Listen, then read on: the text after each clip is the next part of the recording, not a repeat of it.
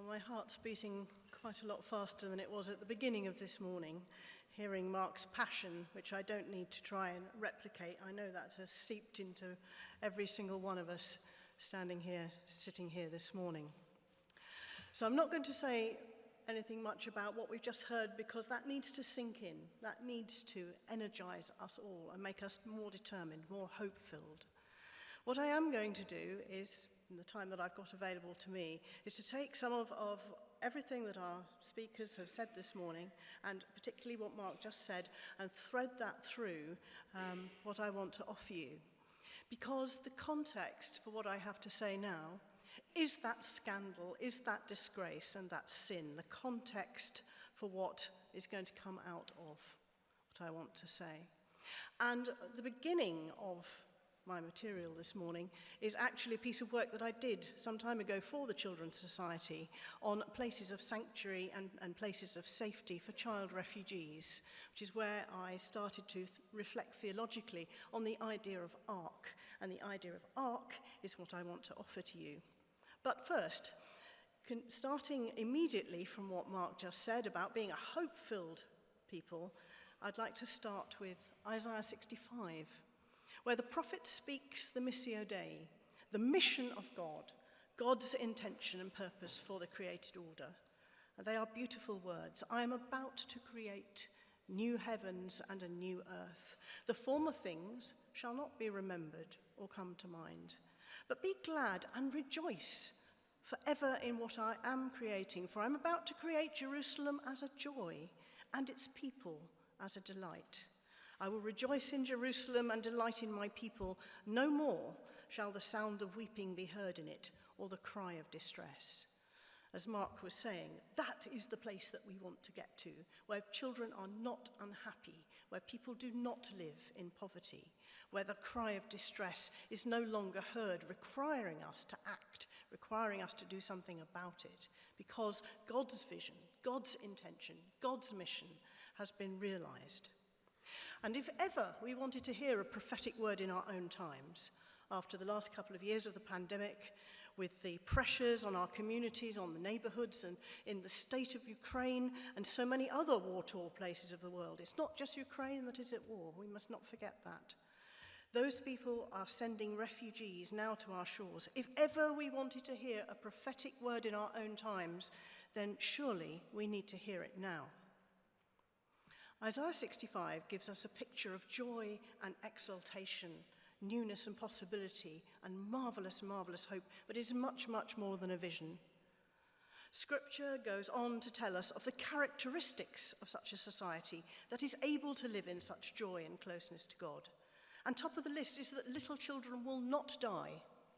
Little children will not be the victims of domestic abuse. Little children will not live in conditions that make them fear to fail, that make them fear to enjoy life, to have a hope for the future, to something to grow up into. That will not happen in God's vision. Older people will live their long lives to the full, in vigorous health and stamina. They will not be left to rot. They will not be left in poverty. They will not be left without social structure or care or help. People will live in their own houses. They won't have to grow up wondering whether they'll ever be able to afford somewhere to live. They will live in their own houses in this vision. They will enjoy the fruits of their work. They won't have to choose between eating and heating, even if they work all the hours that God sends. They will enjoy the fruits of their work. And they will not have their labours exploited by others for their own gain. They will know that they are blessed by God, and they will be able to respond to that by living in peace and harmony and tranquility, and not in a place of war, disaster, or chaos. This is a powerful vision of social justice, a set of conditions for the social imaginary which is directly referential of God's desire for human beings, for all of us, and which leads to the flourishing of all. We can see it, we can taste it almost, that vibrant, joyful city full of children and older people enjoying life and loving God, knowing that they will not come to harm. Such people will also have enough time And space. Space is an important word I'm going to come back to. To live in reconciled relationship with the Creator and the creation. And as such, they will know and experience God's blessing every day. And all of our speakers this morning have in some way pointed towards a vision where those people, our people, the whole creation will know and experience God's blessing every day. Because at the moment we live in a world where that is excluded, occluded by suffering and social injustice. I love the vision of Isaiah 65. It sounds so simple, but our communities are a long way from this on every front. In matters of health, of peace, of justice, of shelter, of care for creation, care for children, care for the elderly, economic sufficiency, freedom from debt, and service to the powerful. And yet, Mark's last story about Taylor shows us that there are ways out of these things, and the church can help. The church can be the agent of that transformation, that difference, that change. So I have to ask, how do we get from an honest appreciation that our world is a long way from the Isaiah vision to a way of aligning ourselves with the Missio Dei, the mission of God, such that we work alongside the reconciling, creative work of the Spirit and do not create drag on God's mission, preventing that outpouring of grace and love through Christ into the world? Because we can create all the action plans we want. We can all do that. We have to be clear that we can inadvertently or otherwise make it harder for God to work in the world. But I want to suggest that cathedrals can be pivotal in spreading that incredible vision so that it catches fire in other people. And I want to suggest that cathedrals can be practically helpful in contributing to a social justice that is woven into the neighbourhoods, communities, and indeed the whole global realm in which each cathedral stands. Vision and practical action feed and fire each other. Now, I want to root what I've just said in some real people and real experiences, all of which will be familiar to you in some way. But there's nothing special about them, but they're important to me, part of my experience. So first I want to tell you about an hour that I spent on a chilly day in a cathedral shop. I was just hanging about in there, like you do, looking at the souvenirs and the postcards and all the bits and bobs. And I realised I wasn't the only person who was just hanging about in there. There were quite a few people loitering. And then, as always seems to happen to me, some of those people struck up a casual conversation and some fascinating things came out. There was one woman in there who really, really wanted to come to a service, but was quite relieved to find there was an event going on instead, because she didn't really want to sit down and become part of the congregation. She wasn't ready for that. She was longing to explore faith, but was worried about being approached or grabbed. That's what she thought the church does to people, just gets you and then you're stuck. She wanted to light a candle and say a prayer. She'd seen people doing that, but she wanted to be anonymous. She didn't want to appear out of the shadows to do that. She wanted to listen to the music, but she couldn't quite pluck up the courage to go and sit in the centre to hear it all. So she kept coming into the shop, where she was greeted and made to feel welcome, but no one bothered her. She was just there to browse, buy something.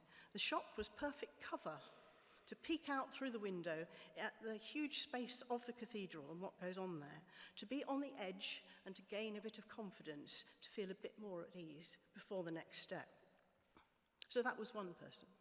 But then there was a teenager who came in and asked the person behind the till for directions to the city centre. And then he suddenly said, well, you don't know where I can stay tonight, do you? Because I've left home and I've come here to stay with a friend, but he seems to have moved and now I'm stuck.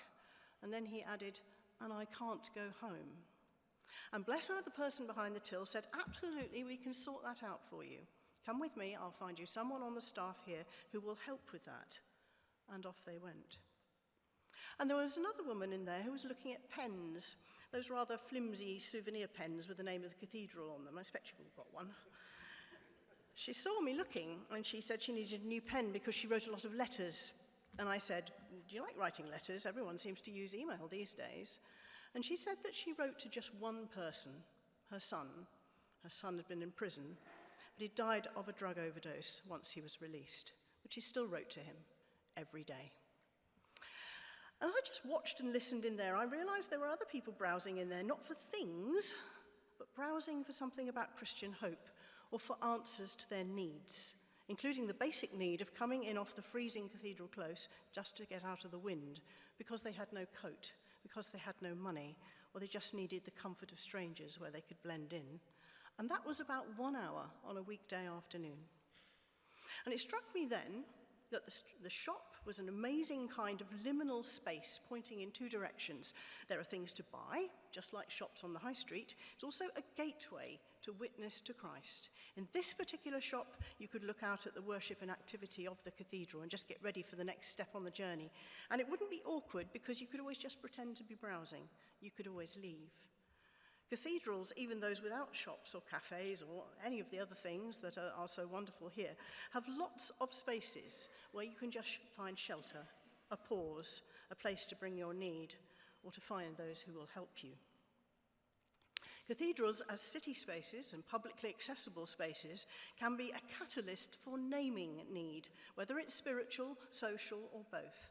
And the cathedrals, their staff, their congregations, all of you, and the wider community that you serve are particularly suited to be what I'm going to call arcs for mission and for social justice.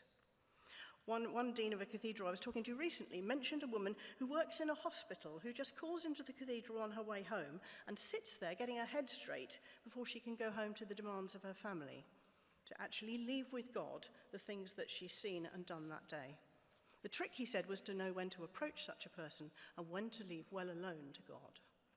And only last week, I was lurking, as I do, in a cathedral with a famous tomb, just listening to the stories that the people who suddenly wanted to tell me about love and death and eternity, that tomb prompted.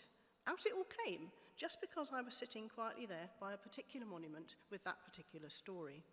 There are all kinds of stories, sad, hopeful, angry, ridiculous, pathetic, waiting to be unlocked in our cathedrals, which means something to people. And there are the people who come to encounter those stories and their own histories. And I think of all those people that I've just talked to you about, have in some way an inkling of Isaiah 65, which draws them into the cathedral's ambit rather than some other part of the social imaginary. You could go to Smith's for a pen. You could get a new pen every day if you wanted to. But I've learned later from the people behind the till that that particular woman that I was talking to you about came in and bought a pen much more often than she actually needed one. Those people's incomplete, damaged stories map onto our hopeful story, the hopefulness that Mark was talking about, the hopefulness in us, and one which they sense in the space and want to take away with them. So how then can cathedrals, clergy, staff, congregations read the emerging situation in our diocese and respond with a prophetic word? And I think the important word here, and one that has been repeated by all our speakers in some way or other, is space. And I've used that word rather a lot as well. When we think of cathedrals, like this one, we tend to think of physical buildings. After all, that's what we see when we look around. We just look around, you see the physical building, the extraordinary work in stone, the windows, the furnishings. But what I think really makes a difference to people is this huge space, the height, the depth of it, that contains all kinds of intangible but very important things, light and music and worship and prayer, the acoustic of it, the sense of historic continuity, and the eternal possibility of encounter with God, a way of being that is utterly transformative no matter how bad things are. So suppose we stop thinking of the building, which is fixed, but the public space within it, the space as something containing this extraordinary essence of prayer and worship. And suppose we could take that space out into the community, allowing people to be enfolded in it. Well, how do you remember to do that? How do you let God's space do its work when you're just out and about in ordinary places? So when God says, I am making a new heaven and a new earth, we see a physical reconfiguration of space, a space characterized by joy and peace and flourishing, from which injustice has been removed, a space, a city, a neighborhood, which when looked upon, draws others inexorably to it. I want to suggest we can take our unique cathedral spaces, the space that draws so many, nurtures staff and congregation, we can take that out into the world by thinking about cathedrals as great arcs of our time. Space is not bounded. It doesn't stop at the cathedral door. It can be taken out by all of us who encounter a cathedral's life and embrace those around who live in need, who need physical, mental, and spiritual help. So let's think about arks as great floating spaces of God's mission. What do you imagine when you think about an ark? I want to revisit the cathedral as a kind of ark for today, but not those typical pictures that we think in all the books about Noah, doves and peace and rainbows, all that stuff. But imagine instead that great space within the ark and everything that is within it as a powerful agent of God's vision for the planet, for human beings, and above all, for social justice. And there are some important themes around arks that I want to offer to shape our thinking and our planning that we're going to do after our coffee in the next session. First of all, the thing to remember is that the ark is called into being by God. It is God's instrument, God's blueprint and instructions. It is a vast, vast vision, a monument, but it is intended to be so much more than that. It has to be constructed by human beings who are left to realize the great vision, to articulate its purpose. I mean, people coming along and say, what is that? You have to say what it's about. And to point to God and to God's purpose and to divine inspiration which determines how it will be used and how it will serve human beings, the world, the creation, and the future. Social justice under God is not social work. It is God's work, God's mission, God's vision. It is not ours. So that is the first thing. The ark is called into being by God. But then the ark is a work of a prophetic community. When was the ark built? Before the rain. Cathedrals should be prophetic communities, not only about who God is and what God is doing, but what is happening among human beings. You heard Mark say, what is happening among human beings right now? What's happening within societies right now? And what is happening to the planet? We heard that from Austin. We heard that from Selina. Cathedrals as arks within communities point the way forward, or they should. Cathedrals should have ears to the ground, be receivers of stories, as well as bearers of transcendence, and envisioners of that new creation that is possible. The ark shapes the covenant between God and human beings, but it is a covenant which has justice deeply at its heart. The ark carries or symbolizes the covenant, God's promise, which is intensely radical. It wipes out violence, it wipes out corruption, it wipes out wrong direction and drag on reconciliation from human sin. The ark exists alongside God's reconciling work, and it acts as a lens to focus God's desire for human flourishing. No excuses. The ark is a lens for human flourishing, for the flourishing of the creation with it. The space within the ark is cosmic, but it is nurture of the created order, and as such is also deeply parochial, rooted and coloured by human and creation experience. The ark is also inclusive. It takes every kind of creature to keep them alive. It has social justice requiring flourishing for absolutely everything. Not just humans, doesn't privilege humans, but creatures, foodstuffs, enough for all, for them to prosper, for them to flourish. Nothing must be lost. And here is a powerful ecological message too. It's a message of stewardship and care. The planet is encapsulated in the ark.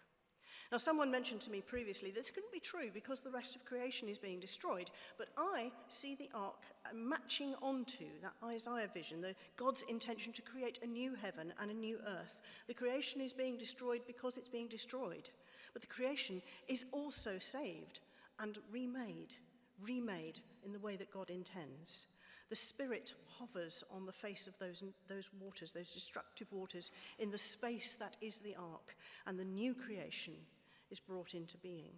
God shuts the door. I love that image that God shuts the door of the ark, shuts it all in, so it's all in there, waiting to be remade, to come out in the way that God intended. The ark, too, is sanctuary and midwife.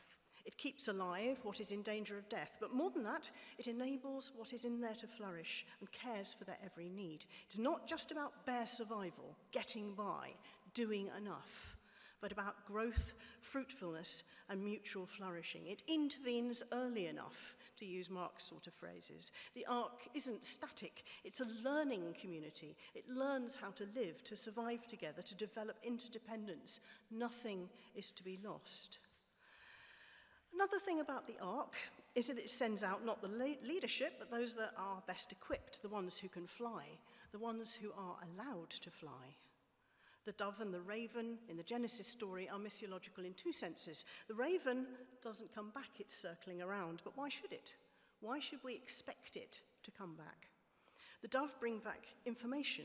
The raven is out there carrying the message of the sending ark, and eventually the dove too does not return. It does what it is meant to do because they can fly. The leadership steering the ark cannot fly.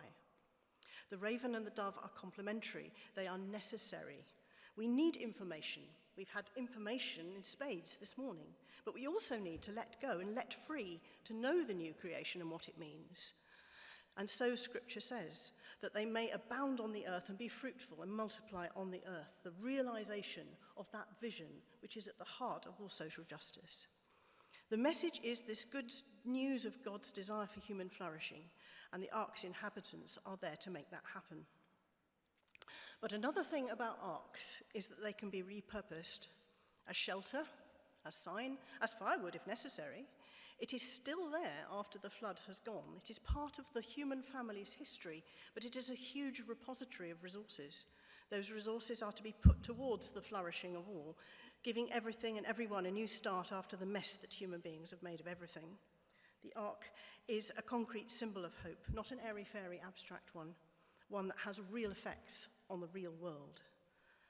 And finally, the ark is utterly responsive to God.